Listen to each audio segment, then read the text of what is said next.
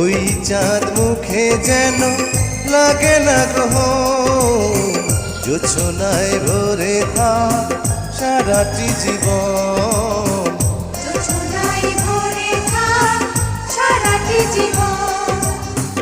ওই চাঁদ মুখে যেন লাগে না গ্রহ, জোছনায় ভরে থাক সারাটি জীবন।